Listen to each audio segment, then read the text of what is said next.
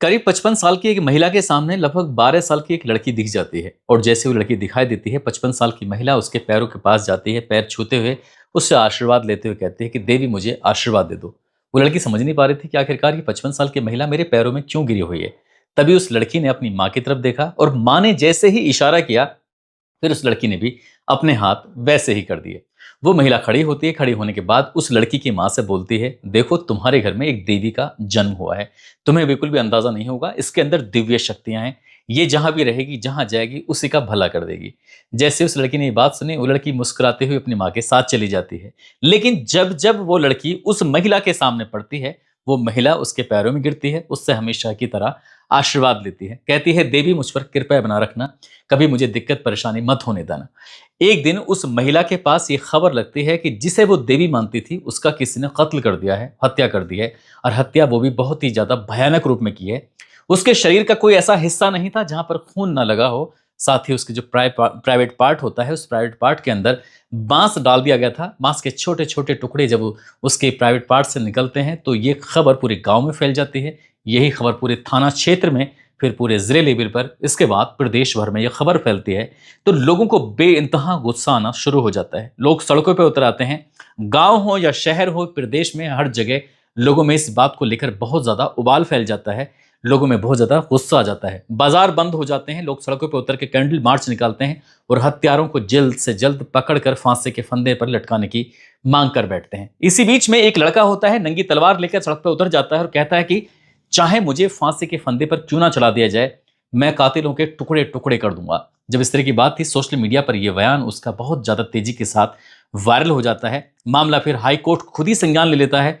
राष्ट्रीय महिला आयोग भी इस मामले को संज्ञान में ले लेता है और जहां देखो वहां पर इस घटना को लेकर चर्चा होना शुरू हो जाती है। वो प्रदेश ही नहीं बल्कि पूरे देश भर में इसकी चर्चा होने लगती है और दिल्ली के उस निर्भया हत्याकांड से भी इस घटना को जोड़कर देखने लगते हैं। पुलिस के भी हाथ पैर फूलने लगते हैं। पुलिस ने जब इस घटनाक्रम का खुलासा किया तो लोगों को यकीन नहीं हो रहा था कि कत्ल के पीछे की इतनी भयानक वजह हो सकती है, और जो कातिलों के चेहरे सामने आते हैं तो लोग उन्हें देखकर एकदम से आश्चर्य में पड़ जाते हैं।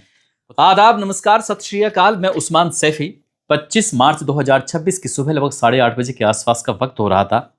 झारखंड प्रदेश में जिला लगता है हजारीबाग, और हजारीबाग जिले के अंदर एक थाना है विष्णुगढ़। विष्णुगढ़ में एक गांव लगता है जिसका नाम है कुसुम्बा। कुसुम्बा गांव की ये बात है। रेशमी देवी नाम की एक महिला होती है, उसकी ही एक बेटी है। जो बेटी रात भर से गायब थी। बेटी को ऐसी कौन सी जगह थी जहां तलाशा नहीं गया था, लेकिन सुबह सुबह खबर लगती है कि 8:30 बजे के आसपास मिडिल स्कूल है, मिडिल स्कूल के पीछे जो बांस की झाड़ियां हैं, उस झाड़ियों में उनकी बेटी पड़ी हुई है। जब उस बेटी को देखने के लिए जाते हैं तो शरीर पर कोई कपड़ा नहीं था, लेकिन खून से पूरी तरह से नहाई हुई थी। ये बात वो महिला सीधा थाने जाती है। थाने जाने के बाद हाथ जोड़ते हुए थानेदार के सामने कहती है कि साहब, उसकी बेटी का पहले तो अपहरण कर लिया गया, उसके बाद उसकी बेटी का गैंगरेप किया गया है, उसके बाद उसकी बेटी को बहुत दर्दनाक तरीके से मौत दी गई है। पुलिस वालों ने एकदम मामले को गंभीरता से लिया। गांव पहुंचते हैं, उसकी लड़की के शव को कब्जे में लेते हैं। कब्जे में लेने के बाद पोस्टमार्टम के लिए भेजा जाता है और यहीं से पता चल जाता है कि उस लड़की के प्राइवेट पार्ट के अंदर बांस डाला गया है। बस ये बांस डालने की जो सूचना थी पूरे गांव में आग की तरह फैल जाती है। अब गांव के लोग थे वो सड़कों पर उतर आते हैं। उसके बाद फिर तहसील के लोग, जिले के लोग, प्रदेश के लोग, सभी लोग सड़कों पर उतर आते हैं। अगर 3 दिन तक उस लड़की की लाश को अंतिम संस्कार करने ही नहीं दिया जाता। लोग धरना प्रदर्शन तो कर रहे थे, कैंडल मार्च में निकाल रहे थे, और फिर अब विपक्ष के यानी कि बीच भारतीय जनता पार्टी के, चाहे वो विधायक हों या सांसद हों या और नेता हों, सड़कों पर उतर जाते हैं। चाहे वो स्कूल के स्टूडेंट हों या लड़कियां हों, महिलाओं हों, कोई भी हो, जो जहां देखो वहां सड़कों पर उतरे हुए थे और ये मांग कर रहे थे कि जितनी जल्दी हो सके कातिलों को पकड़ा जाए, पकड़कर उन्हें फांसी के फंदे पर चढ़ा दिया जाए। यही नहीं, जो वहां आसपास के इलाके के लोग होते हैं, लड़कियां होती हैं, लड़कियां खुद इस घटनाक्रम को लेकर विरोध करने पर उतर आती हैं। लड़कियां कह रही थी कि हमारे हाथ में इन हथियारों को दे दो, अगर हमारे हाथ में दे दोगे तो हम इन्हें खुद नोच कर खा जाएंगे, मार देंगे। इस तरह का गुस्सा था, इस तरह का उबाल था। जहां जहां तक बात पहुंच रही थी, बस लोगों में गुस्सा ही था। एसडीओपी बैजनाथ प्रसाद के नेतृत्व में एसआईटी का गठन किया जाता है।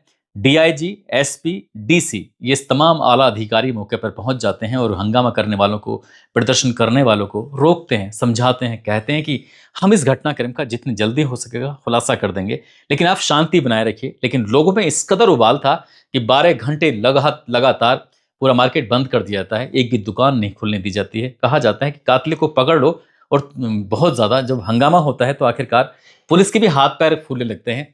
दिल्ली की उस घटना से जब निर्भया कांड होता है, उस लड़की के साथ कई लोग बलात्कार करते हैं, उसके प्राइवेट पार्ट के अंदर लोहे जैसी रोड उसके अंदर डाल देते हैं, तो उस घटना से इस घटना की तुलना होने लगती है। घर घर में लोगों में उबाल फैल जाता है। कहते हैं कि जैसे दिल्ली में हुआ है वैसे ही झारखंड में हुआ है। इस घटनाक्रम ने पूरे प्रदेश भर में जब बवाल मचा दिया था तो पुलिस पर लगातार दबाव पड़ रहा था। पुलिस ने एक के बाद एक कई लोगों को हिरासत में लेना शुरू कर दिया।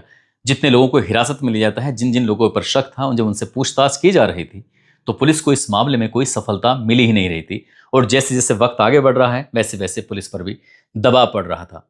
पूरे बाजार भी बंद कर दिए जाते हैं, लोग सड़कों पर उतर ही रहे थे। कहीं कैंडल मार्च निकल रहा है तो कोई सड़कों पर विरोध प्रदर्शन कर रहा है, तो सोशल मीडिया पर तरह तरह की वीडियो आनी शुरू हो जाती हैं विरोध प्रदर्शन की। इसी बीच में पुलिस ने फिर अपने सूत्र भी लगाना शुरू कर दिए। सूत्रों के साथ साथ जो महिला होती है जिसकी बेटी गायब हुई थी, उसी के ही मोबाइल की कॉल डिटेल निकलवाई जाती है। और कॉल डिटेल निकलवाने के बाद फिर बहुत सारी बातें, और गांव में जो मुखबिर तंत्र लगाया गया था, मुखबिर तंत्र के माध्यम से एक महिला का नाम सामने आता है। उस महिला का नाम होता है शांति देवी उर्फ भगतनी, जिसकी उम्र लगभग 55 साल के आसपास होती है। वो एक ऐसी महिला है गांव की जो तंत्र मंत्र में विश्वास रखती है, तंत्र मंत्र करती है। उसके पास किसी भी प्रकार का मरीज, किसी भी प्रकार का व्यक्ति आ जाए, उसी का वो इलाज करना शुरू कर देती है। अब चाहे ग्रह कलेश हो या वशीकरण हो, व्यापार में घाटा हो, नजर का साया हो, ऐसा कुछ भी मामला हो, जो भी कोई आता है वो जाकर सीधा शांति देवी उर्फ भगतनी के पास पहुंच जाता है। और यहाँ पर सबसे ज्यादा आया करती थी रेशमी देवी।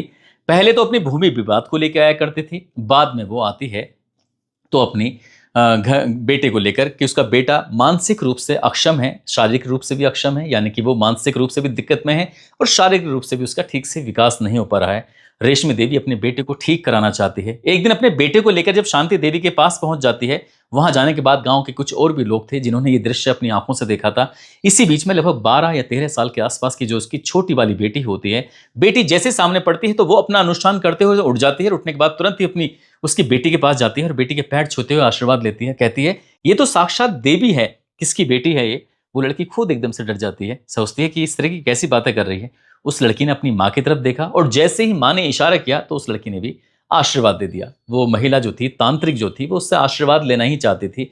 उसने कहा कि देखो ये देवी है, इसके अंदर दिव्य शक्तियां हैं, ये जिस घर में जाएगी, जहां जाएगी, उसके घर का पूरा बिल्कुल बेड़ा पार कर देगी, बिल्कुल एकदम सुख शांति लेके आ जाएगी। इस तरह की बात थी। जब पुलिस को ये बात पता चलती है तो पुलिस भी अब इस महिला के पीछे लग जाती है, यानी कि पुलिस अब शांति देवी उर्फ भगतनी के पीछे लग जाती है, जानने के लिए कि आखिरकार क्या इस हत्याकांड में इस महिला से भी कुछ लिंक है कि नहीं है। उधर पुलिस ने सीडीआर वगैरह भी निकलवानी शुरू कर दिया था। तो सीडीआर के माध्यम से पता चलता है कि महिला के कांटेक्ट में तो थी, तभी पुलिस ने शांति देवी को पकड़ लिया। और शांति देवी को पकड़ने के बाद साथ ही रेशमा जो होती है, रेशमी देवी, उसको भी पुलिस ने पकड़ लिया, यानी कि उससे भी बातचीत करना शुरू कर दिया।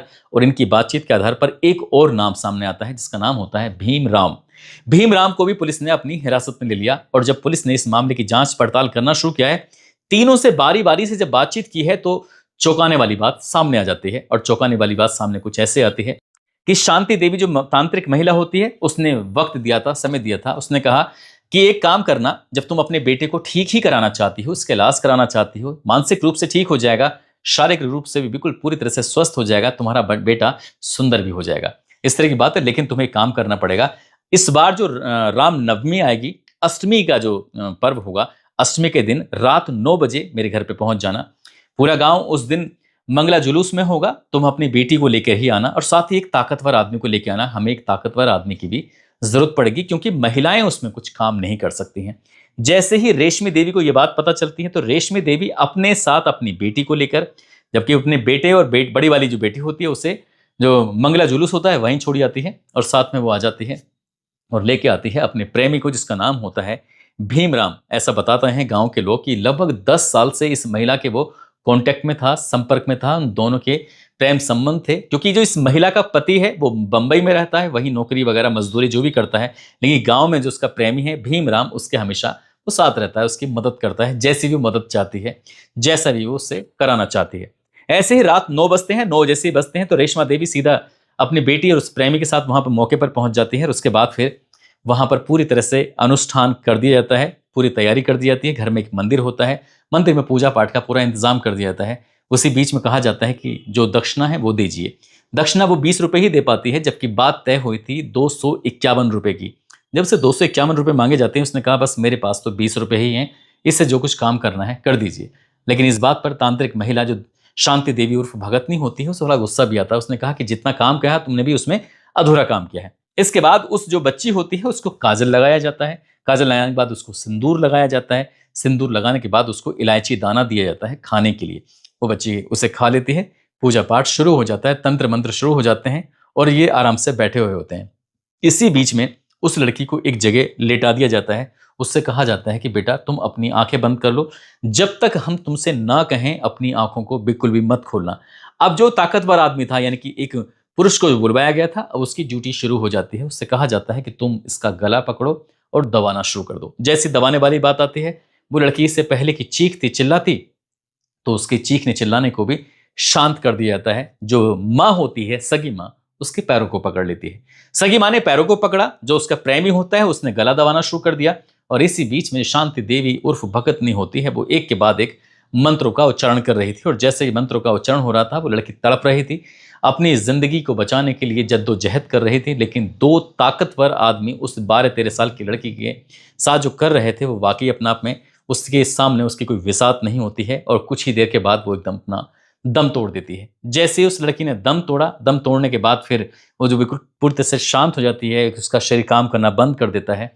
तभी वो तांत्रिक महिला जो होती है एक बांस का इंतजाम करती है, और बांस का इंतजाम करने के बाद इस उसकी माँ यानी कि रेशमी देवी से कहती है कि इसके जो शरीर पर कपड़े हैं उनको उतार दो।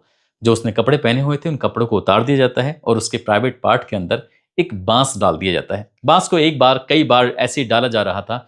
वो मंत्रों का उच्चारण कर रही थी और वो ये बताया जाता है कि इसी बीच में जो भीमराम होता है उससे कहा जाता है कि इसका हमें ब्लड चाहिए, खून चाहिए। खून मिलेगा तो उसके बाद फिर कुछ और क्रियाएं करनी है। इसी बीच में एक पत्थर का पहले से इंतजाम करा था। पत्थर को उस लड़की के सर में मारा जाता है और जैसे पत्थर सर में माराता है तो उसमें खून निकलने शुरू हो जाते हैं। उसमें से खून निकल रहे, तो उसके बाद उसमें निकले हुए ब्लड को उस लड़की के पूरे शरीर पर लेप लगाया जाता है। और लेप लगाने के बाद फिर से ऐसे मंत्रों का उच्चारण किया जाता है। और मंत्रों का उच्चारण करने के बाद और जब ये पूरी प्रक्रियाएं हो जाती हैं, प्रक्रियाएं पूरी करने के बाद तो शांति देवी उर्फ भगतनी उस रेशमी देवी से कहती है कि अब चिंता करने की कोई जरूरत नहीं है, ये अनुष्ठान पूरी तरह से एकदम से सही हुआ है, तुम्हारा बेटा ठीक हो जाएगा, सब कुछ बढ़िया हो जाएगा। उसकी लाश को उस जो मिडिल स्कूल है उसके पीछे बांस की जो झाड़ियां हैं पास में वहीं फेंक दिया जाता है। जब गांव के लोग उस लड़की को तलाश कर रहे थे, वो लड़की मिल जाती है जिस रूप में मिलती है। पहली बार में उसे देखने के बाद ऐसा एहसास हो रहा था, ऐसा लग रहा था जिससे कई लोगों ने मिलने के बाद उसके साथ शारीरिक दुष्कर्म किया है, यानी कि गैंगरेप जैसी घटना को अंजाम दिया है। यही कारण है कि जहां जहां तक ये बात फैल रही थी, वहां वहां तक लोगों में बहुत ज्यादा गुस्सा फैल जाता है। लेकिन जो लोग तलवार लेकर घूम रहे थे कि हम कातिलों को मार देंगे, भले चाहे फांसी के फंदे पे क्यों ना चढ़ जाएं, लेकिन जब इस घटना को देखा जाता है उसके बाद सब लोग शांत पड़ जाते हैं कि सगी माँ ने ही अपनी बेटी की इस तरह से हत्या की है, अपने ही बेटे को ठीक कराने के लिए। क्या किसी तंत्र मंत्र के माध्यम से कोई ठीक हो सकता है?